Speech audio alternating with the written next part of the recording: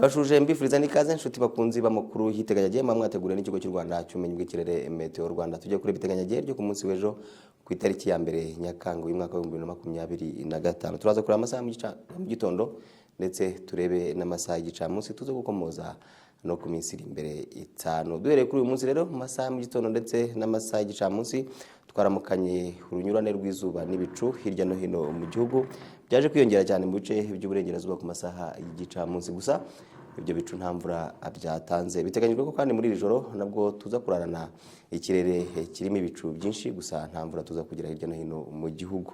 Naho ku munsi w'ejo mu masaha ya mu gitondo ndetse no ku masaha y'igicamunsi biteganyijwe ko tuzaramukana umuyaga uringaniye uzagenda wiyongera ukaba mwinshi ku masaha ashyira igicamunsi. Biteganyijwe ko umuyaga uzaba ufite umuvuduko hagati ya metero 4 kugeza kuri metero 9 mu isegonda. Naho mu masaha mu gitondo nta mvura iteganyijwe mu turere twose tw'igihugu. Biteganyijwe ko tuzagira ibicu biringaniye bizaba binyuranamo n'izuba. Ubushyuhe bwo hasi buteganyijwe mu turere tugiye dutandukanye tw'igihugu buzabura hagati ya -10°C ndetse na -10°C.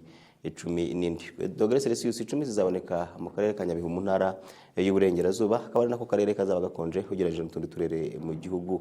Naho ku masaha y'igicamunsi biteganyijwe yuko ibicu bizakomeza kugenda byiyongera cyane mu bice by'uburengerazuba, gusa nanone nta mvura iteganyijwe no ku masaha y'igicamunsi. Ubushyuhe nabwo buzazamuka bugere hagati ya -10°C 19 ndetse na -10°C 29. -10°C 29 ziteganyijwe mu karere ka Rusizi ho mu ntara y'uburengerazuba, akaba ari nako karere biteganyijwe ko azaba gashyushye ugereranyije n'utundi turere mu gihugu.